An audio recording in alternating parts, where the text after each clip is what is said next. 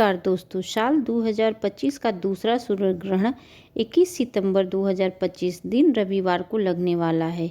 यह सूर्य ग्रहण साल 2025 का लंबा और आखिरी सूर्य ग्रहण होगा, जिसे भारत में भी साफ साफ रूप से देखा जा सकेगा। लेकिन यह सूर्य ग्रहण भारत में कितने बजे लगेगा और यह इसका सूतक का समय क्या होगा, साथ ही यह सूर्य ग्रहण कब समाप्त होगा, सारी जानकारी आज हम इस वीडियो में आप सभी को बताऊंगे। साथ ही आज इस वीडियो में हम सभी जानेंगे कि सूर्य ग्रहण के दौरान हमें क्या करना चाहिए और क्या नहीं करना चाहिए, क्योंकि यह सूर्य ग्रहण पितृपक्ष अमावस्या तिथि के दिन लगने जा रहा है। 15 दिन पहले ही चंद्र ग्रहण लगा था, जो कि 7 सितंबर 2025 को था। 15 दिन के अंतराल में साल में पड़ने वाले दो बड़े ग्रहणों के बीच में हमारे जीवन पर इसका क्या प्रभाव पड़ेगा, इससे हमें कैसे बचना है, क्योंकि इसका प्रभाव हमारी कुंडली ही नहीं बल्कि हमारी किस्मत पर भी इसका गहरा प्रभाव पड़ने वाला है।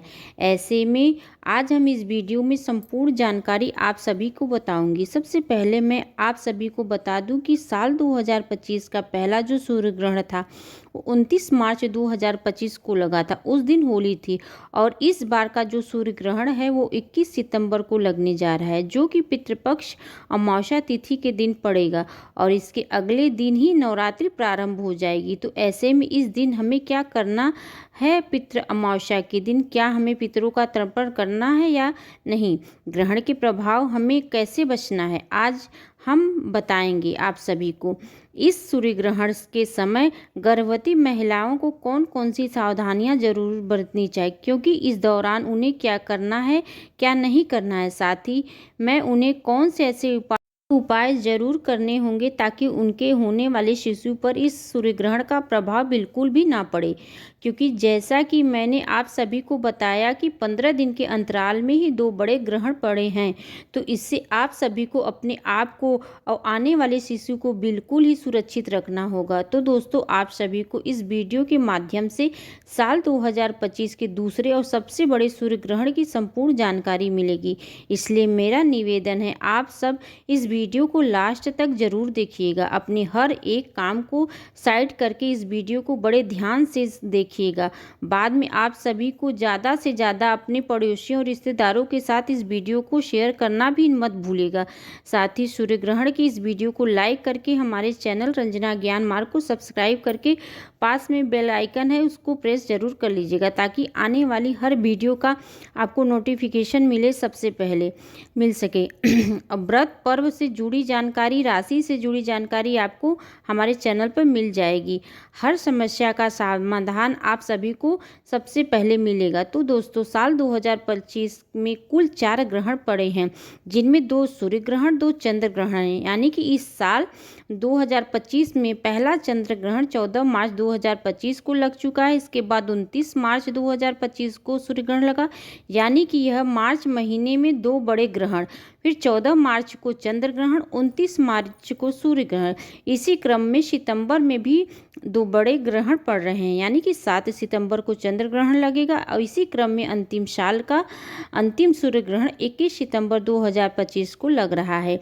आप सभी को बता दूं कि ज्योतिष शास्त्र में सूर्य ग्रहण को बड़ी ही अशुभ घटना के रूप में देखा जाता है, क्योंकि सूर्य ग्रहण के दौरान सूर्य पीड़ित अवस्था में होते हैं और शुभ अशुभ फल देते हैं, क्योंकि इस दौरान सूर्य की शक्ति बिल्कुल ही क्षीण हो जाती है। इस समय वे कष्ट में होती हैं और इस दौरान हमें कोई भी शुभ फल की प्राप्ति नहीं होती। तो इस समय हमें बिल्कुल ही शुभ कार्यों को करना नहीं चाहिए। खास तौर से कोई भी सूर्य का शुभ कार्य सूर्य ग्रहण के दौरान हमें नहीं करना चाहिए। सूर्य ग्रहण तब लगता है जब चंद्रमा और पृथ्वी सूर्य के बीच से गुजरते हैं और पृथ्वी पर अपनी छाया डालता है, जिससे सूर्य की रोशनी पूरी तरह से आंशिक रूप से बाधित हो जाती है। ये घटना केवल अमावस्या के दिन ही होती है, जब चंद्रमा सूर्य कुछ हिस्से को ढक लेता है, उसे आंशिक सूर्य ग्रहण कहा जाता है। अब जब चंद्रमा सूर्य को पूरी तरह से ढक लेता है तो इसे पूर्ण चंद्र ग्रहण कहा जाता है, फिर पूर्ण चंद्र सूर्य ग्रहण कहा जाता है। आप सभी को बता दूं कि साल 2025 21 सितंबर को लगने वाला यह सूर्य ग्रहण एक आंशिक सूर्य ग्रहण होगा। इसमें पृथ्वी चंद्रमा को पूरी तरह से नहीं ढकेगा। यह सूर्य ग्रहण 21 सितंबर को अश्विनी माह के कृष्ण पक्ष अमावस्या तिथि को लगेगा। और चलिए अब हम जान लेते हैं कि साल 2025 का यह सूर्य ग्रहण किस समय लगेगा। तो देखिए, भारत में के अनुसार रात 10:49 से लेकर आधी रात करीब 3:23 तक यह ग्रहण लगने वाला है। इस ग्रहण का मध्यम भाग 1:11 पर होगा और इस सूर्य ग्रहण की कुल अवधि करीब 4 घंटे 24 मिनट तक रहेगी। और अब बात कर लेते हैं कि सूर्य ग्रहण के सूतक काल कब हमें मानना चाहिए या नहीं मानना चाहिए। तो चंद्र ग्रहण में जब हमें लगा तो सूतक 9 घंटे पहले आरंभ हो जाता है, लेकिन वही सूर्य ग्रहण जब लगता है तो सूतक काल 12 घंटे पहले ही मान्य हो जाता है। यानी कि आपको सुबह 11 बजे से ही सूतक काल का पालन करना होगा। इस सूर्य ग्रहण के समय विशेष रूप से सावधानी बरतनी होगी। खास तौर पर गर्भवती महिलाओं को इस समय विशेष सावधानी बरतने की आवश्यकता है, क्योंकि ग्रहण का सीधा प्रभाव गर्भ में पड़ रहे शिशु पर पड़ता है। इसलिए सूर्य ग्रहण के दौरान गर्भवती महिलाओं को घर से बाहर नहीं निकलना चाहिए, चाहे कितनी भी जरूरी कार्य क्यों न हो। गर्भ में पल रहे शिशु के ऊपर इसकी छाया मात्र भी नहीं पड़नी चाहिए। साथ ही ग्रहण के दौरान गर्भवती महिलाओं को भगवान का ध्यान करना चाहिए, उनके मंत्रों का जाप करना चाहिए और इस समय अपने पेट पर गेरू का लेप हो लगा ले, अवश्य रूप से जरूरी लगाएं। किसी धार्मिक पुस्तक का पाठ करने और गर्भवती महिलाओं को नुकीली और धारदार चीज़ों का प्रयोग नहीं करना चाहिए। इस दौरान हमें कोई भी चीज़ खाने पीनी नहीं चाहिए। अगर स्वास्थ्य न ठीक हो तो ऐसे में आप सीधे लेट जाएं और कोई भी कार्य ना करें। इस समय केवल मंत्रों का उच्चारण करें। ग्रहण के दौरान भगवान की कोई भी पूजा पाठ नहीं करनी चाहिए। मंदिरों के पट बंद हो जाते हैं। ग्रहण काल के दौरान गर्भवती महिलाओं को गलती से भी सूर्य को नहीं देखना चाहिए। ग्रहण के समय गर्भवती महिला को किसी भी बात की टेंशन भी नहीं लेनी चाहिए। इस दौरान गर्भवती महिलाओं को झुककर भी कोई कार्य नहीं करना चाहिए। इस समय सुई धागे का भी आपको इस्तेमाल नहीं करना चाहिए। और ग्रहण के समय प्रेग्नेंट महिलाओं को धातु से निर्मित चीज़ों का प्रयोग भी नहीं करना चाहिए और ना ही उन्हें शरीर से धारण करना चाहिए। संभव हो सके तो ग्रहण खत्म होने के बाद गर्भवती महिला स्नान अवश्य रूप से करना चाहिए और ग्रहण के दौरान अपने पेट पर गेरू का लेप अवश्य रूप से लगाएं। ग्रहण समाप्त होते ही आपको अपने ऊपर गंगा जल का छिड़काव अवश्य करना चाहिए और अपने कपड़े उतार कर बदल लेने चाहिए। ग्रहण के दौरान गर्भ महिला को खाने की पीने की चीज़ को सात्विक रखना चाहिए। इसके अलावा आप सभी को मैं बता दूं कि ग्रहण के दौरान पति पत्नी अपने शारीरिक संबंध नहीं बनाने चाहिए। ऐसे करने से आपके घर में सुख शांति खराब हो जाती है। यदि कुंडली में कोई दोष हो तो उस समय ग्रहण के दौरान आपके घर से बाहर ना निकले। खासकर किसी कुंडली में अगर राहु केतु का प्रभाव ज़्यादा है तो आपको बता दें कि ग्रहण के दौरान तेल मालिश भी नहीं करनी चाहिए। ऐसे करने से त्वचा संबंधी रोग का सामना करना पड़ सकता है। दोस्तों, ग्रहण के समय तुलसी के पत्तों को विशेष महत्व दिया जाता है। इस समय तुलसी के पत्तों को तोड़ना अशुभ माना जाता है। ऐसे में आप ग्रहण से पहले ही तुलसी के पत्तों को तोड़कर अपने भोजन और पानी हर जगह हर सामग्री में डालकर रख दें। उसके बाद आप उसे सेवन कर सकें, क्योंकि ऐसा करने से ग्रहण में खाना पीना का प्रयोग नहीं किया जाता। अगर तुलसी का पत्ता पड़ा रहता है तो उसका आप प्रयोग कर सकते हैं, उससे बाहर फेंक दें। अगर आप नहीं फेंक सकते हैं तो उसमें तुलसी दल डालकर फिर कुशा डालकर भोजन भी आप ले सकते हैं।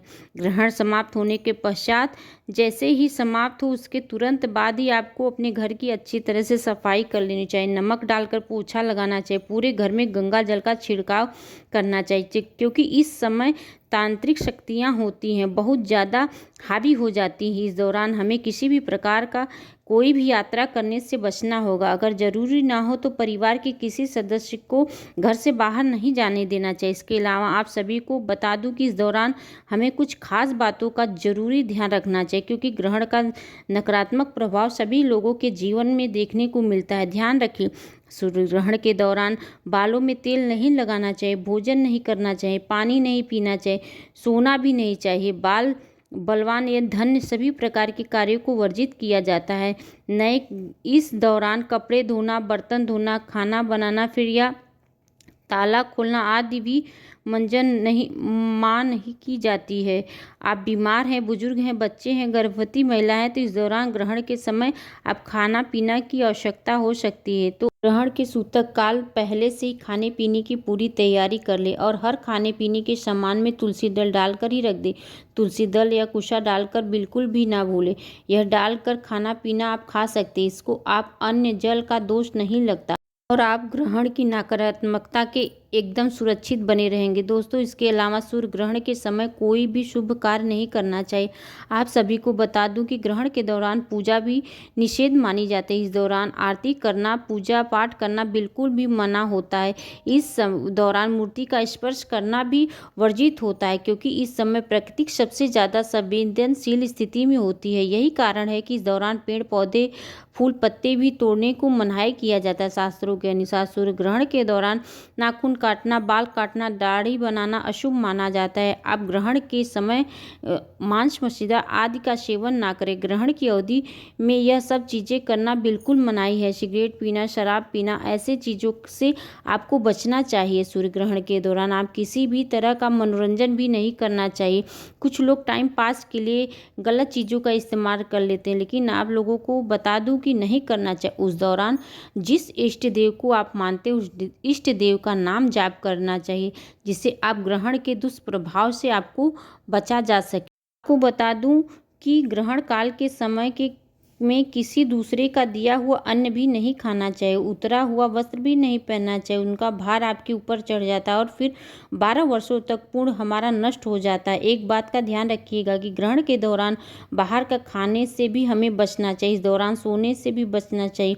गर्भवती महिलाएं, बूढ़े बच्चे अगर इन नियमों का पालन न कर पाए तो आप सीधे लेट जाएं और ईश्वर का ध्यान करते हुए मंत्रों का जाप करते रहें। ग्रहण के समय लड़ाई झगड़ा करना भी नहीं चाहिए। छल कपट से आपको दूर रहना है। ग्रहण काल में मन और बुद्धि अपना अच्छा रखिए, अपने स्वभाव को अच्छा रखिए, नाम जप करिए, भगवान के नामों और मंत्रों का जाप करना चाहिए। आप सूर्य ग्रहण के दौरान सूर्य मंत्रों का जाप कर सकते हैं।